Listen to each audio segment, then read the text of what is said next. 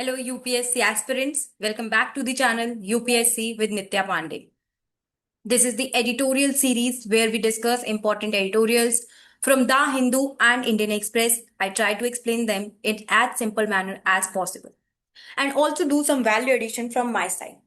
Also, this is a great platform to practice answer writing as these editorials are discussed in question answer format. So जिससे आप अपनी current affairs writing practice भी start कर सकते हैं. Moreover, you can also get a free review of your answers by giving your answers in the comment section or on my Telegram channel UPSC with Nitya Pandey. अगर आपको इसकी PDF भी चाहिए then also you can get it on my Telegram channel UPSC with Nitya Pandey. So today we will be doing editorials from The Hindu, although I went through the editorials of both The Hindu and Indian Express.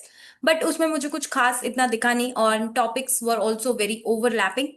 So I thought कि मैं आज the Hindu से ही topics pickup कर लेते. So one, the first editorial is about overnutrition, which is especially in the urban areas. Then we have another editorial on India-Germany relationship.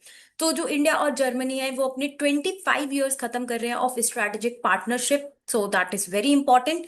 Then another thing हम पढ़ने वाले हैं कि जो अभी इस बार हम देख रहे हैं कि मॉनसून का अर्ली ऑनसेट हुआ है. So what are the reasons, what can be the impacts, what should be the way forward.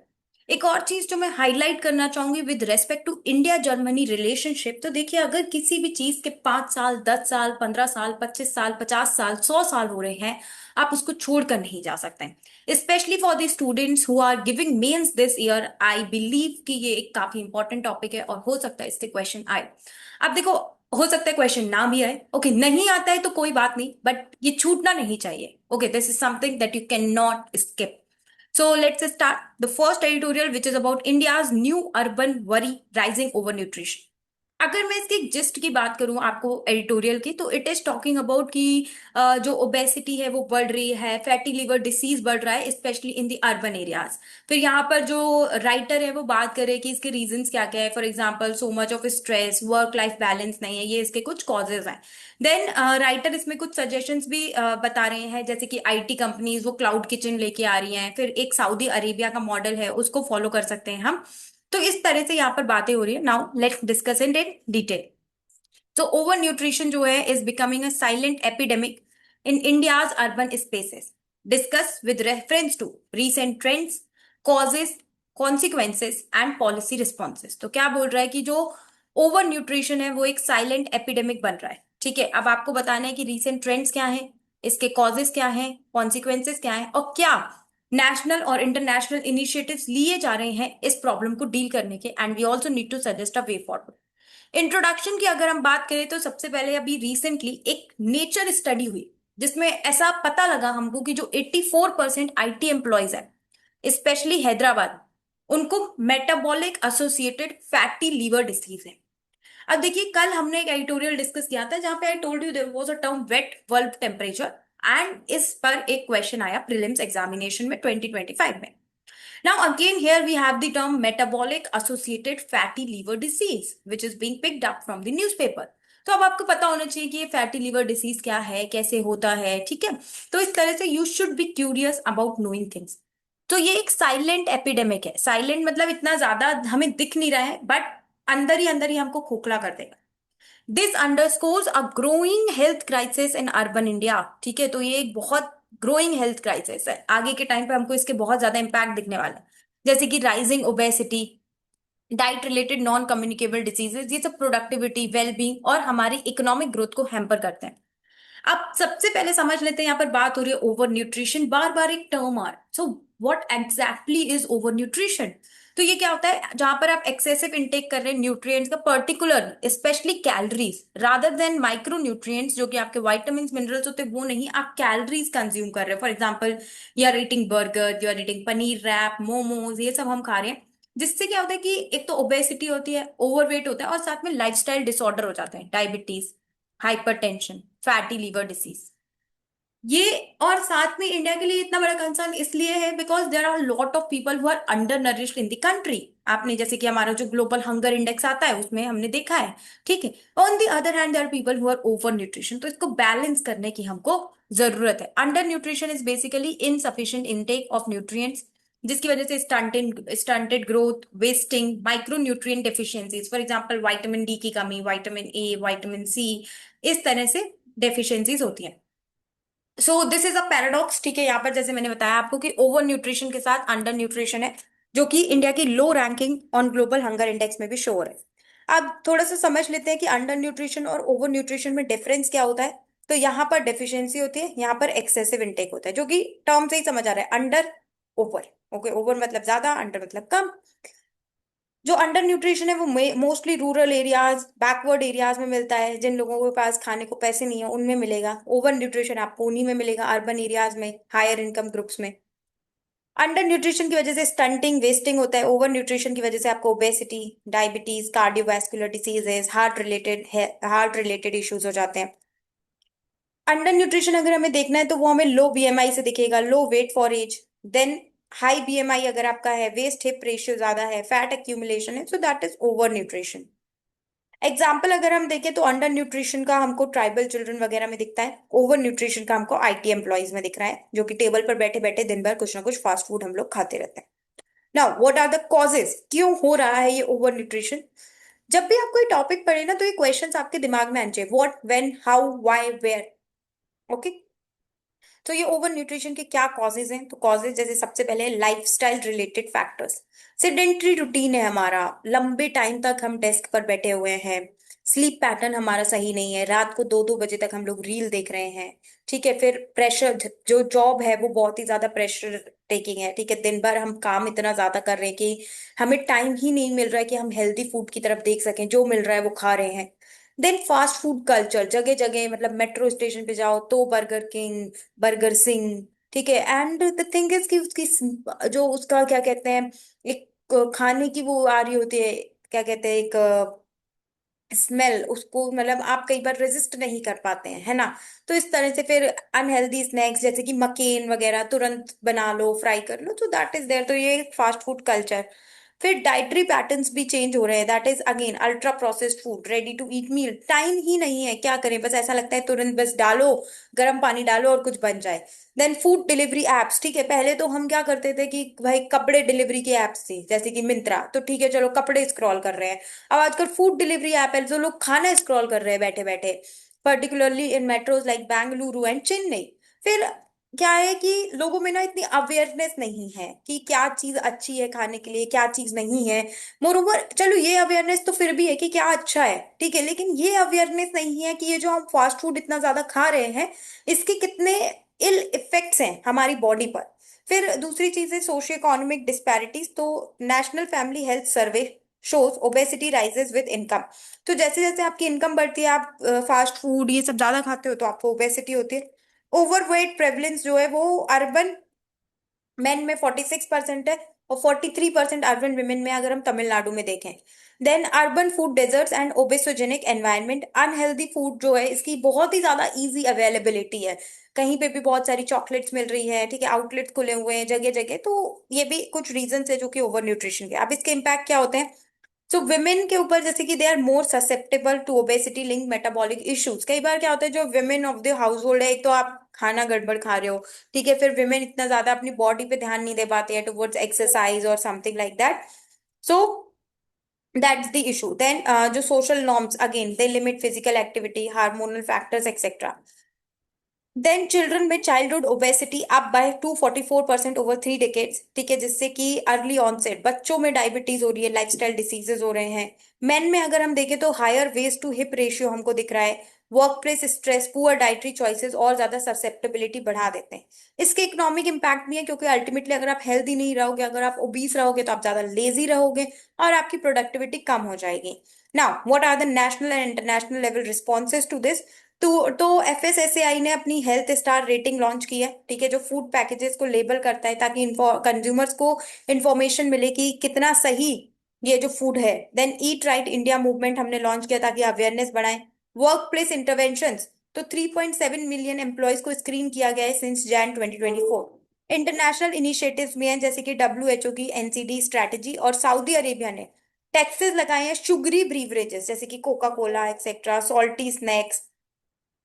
strict front of pack labeling, food reformulation, or integrated policy coherence. Okay, so these are some of the steps that have been taken. Now, what can be the way forward? तो integrated multi sectoral strategy की हमको जरूरत है, जहाँ पे आप सब कुछ कंबाइन करें, education, awareness, taxation, food labelling, urban design, जैसे कि सऊदी अरेबिया ने किया। ठीक है, अवेयरनेस बताने की जरूरत है हमको न्यूट्रिशन के बारे में, community based health campaigns, urban food environment reform, जैसे कि जो हेल्दी आउटलेट्स हैं, हेल्दी फूड आउटलेट्स हैं, उनको हम इंसेंटिवाइज करें और जंक फूड वेंडर्स को डिसइंसेंटिवाइज करें, तभी हम इससे डील कर पाएंगे। हेल्दी फूड प्लानिंग आप स्मार्ट सिटीज मिशन में इंटीग्रेट कर लो। तो इस तरह के कुछ इनोवेटिव मेजर्स आपको अपने आंसर्स में दिखाने पड़ेंगे, तभी आपका आंसर रिफ्लेक्ट करेगा कि हाँ, इस पर्टिकुलर पर्सन की एक पर्सनालिटी है जो कि out of the box solutions ढूंढ सकता है। देन मॉनिटरिंग और रेगुलेशन करने की जरूरत है, प्रॉपर ऑडिट्स होने चाहिए फूड क्वालिटी पे। ओवर न्यूट्रिशन जो है वो is no longer a future threat. ठीक है, अब ये कोई ऐसा नहीं है कि आगे आने वाली प्रॉब्लम है, it is a present crisis. इसको जल्दी से जल्दी हमको टैकल करना पड़ेगा, policy reforms, behavioural shift. Last में मैं इसको कंक्लूड करना चाहूंगी एक हिंदी के कोट से, जैसा अन्न वैसा मन। सात्विक भोजन खाओगे तो आपके ख्याल जो है वो भी अच्छे रहेंगे, पीसफुल आपका माइंड रहेगा, प्रोडक्टिव रहेंगे आप, और जैसा पानी वैसी वाणी। ठीक है, तो our diet shapes not just our body but our thoughts and speech too. Okay, तो इस तरह से हमें अपने जो फूड है उस पर बहुत ज्यादा ध्यान देना है, and these are some of the solutions that we can take to deal with this crisis. आप डेफिनेटली अपने यूपीएससी के आंसर्स को भी इस तरह के हिंदी के कोट से एंड कर सकते हैं, बट इट इज रिक्वायर्ड कि आप उसका इंग्लिश ट्रांसलेशन लिखते हैं, क्योंकि आप पेपर को इंग्लिश मीडियम में लिख रहे होंगे। हिंदी मीडियम में अगर आप लिख रहे हैं तो ऐसे कैसा लिख सकते हैं। चलिए नेक्स्ट पे चलते, silver jubilee of a strategic partnership. ठीक है, तो किसकी सिल्वर जुबली हो रही है? इंडिया और जर्मनी के 25 साल हो गए स्ट्रैटेजिक पार्टनरशिप के। इस एडिटोरियल में हम बात करेंगे कि क्या एरियाज ऑफ कोऑपरेशन है, चैलेंजेस हैं, क्या इनिशिएटिव दोनों कंट्रीज ने लिए हैं ताकि उनके आपस में रिलेशनशिप अच्छा हो सके, and what can be the way forward. Let's move ahead.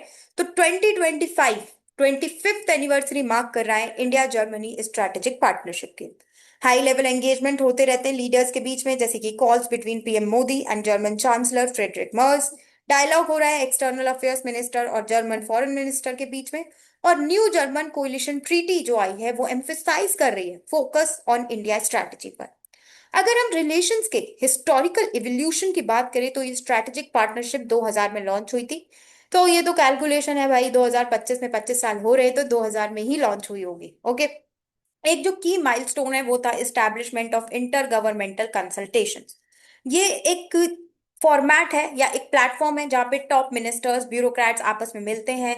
ठीक है, और डिस्कशन करते हैं कि कैसे वो लोग वर्ल्ड लेवल पे इश्यूज को डील कर सकते हैं, कैसे दोनों कंट्रीज एक दूसरे के पोटेंशियल को हार्नेस कर सकते हैं।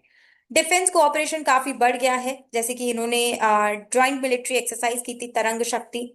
जॉइंट नेवी एयरफोर्स ड्रिल्स होते हैं आपस में, ताकि डिफेंस एक्सरसाइजेस, डिफेंस कोऑपरेशन, दोनों की आर्मी नेवी सब एक दूसरे को जान जाए। एरियाज ऑफ कोऑपरेशन तो अभी हमने देखा, डिफेंस और स्ट्रैटेजिक सिक्योरिटी।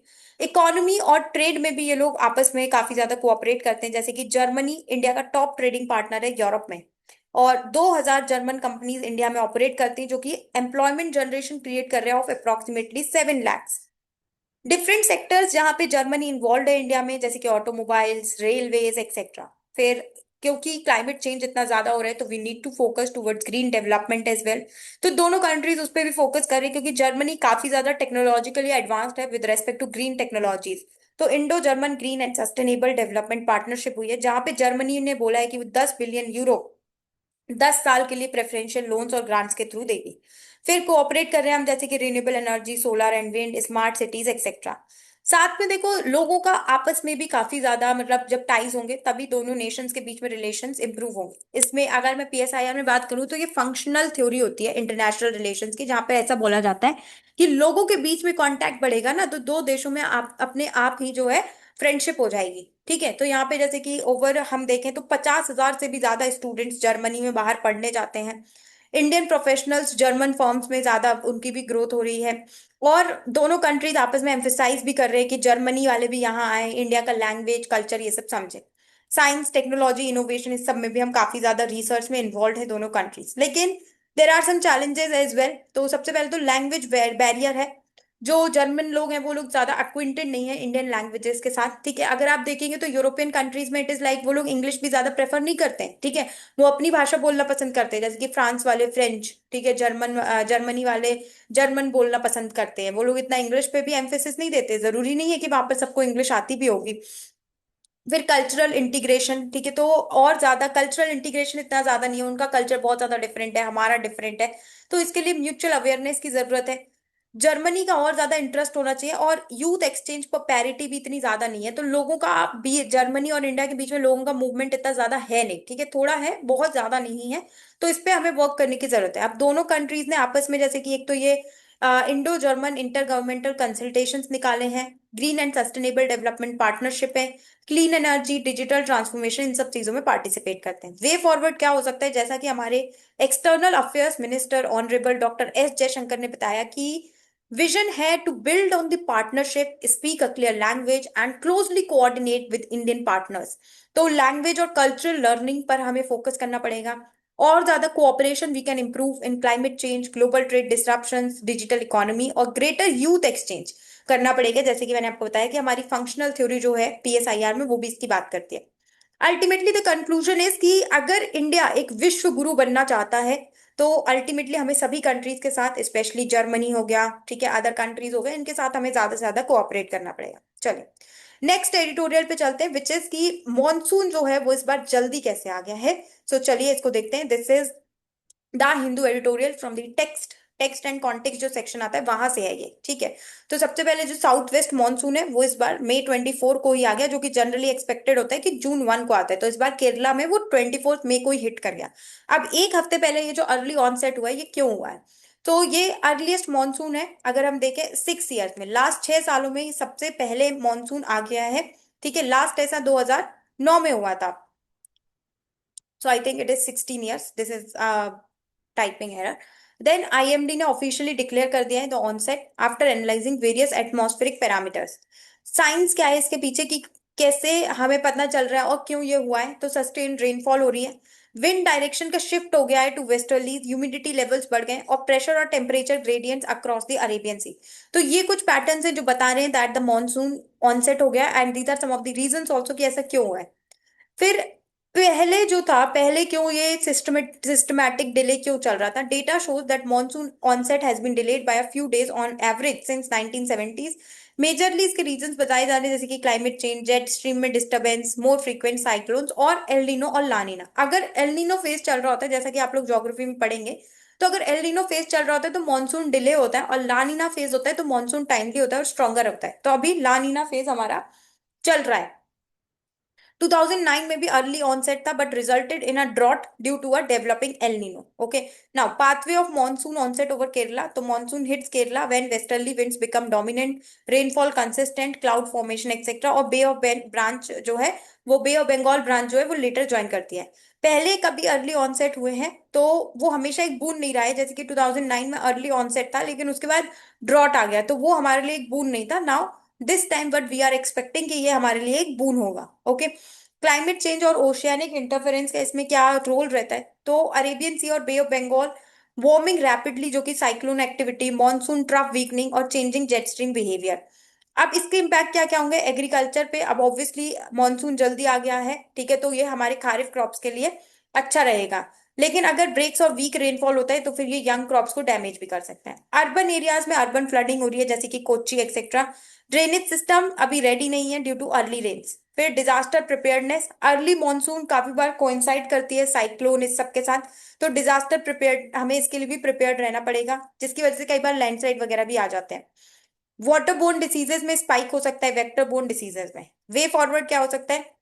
अर्ली ऑनसेट को ठीक से स्टडी करें पहले तो हम, एनसो कंडीशंस एक्सेट्रा। फिर बेटर मॉडलिंग चाहिए, क्लाइमेट रेजिलिएंट इंफ्रास्ट्रक्चर चाहिए और स्टेट लेवल रेडीनेस चाहिए।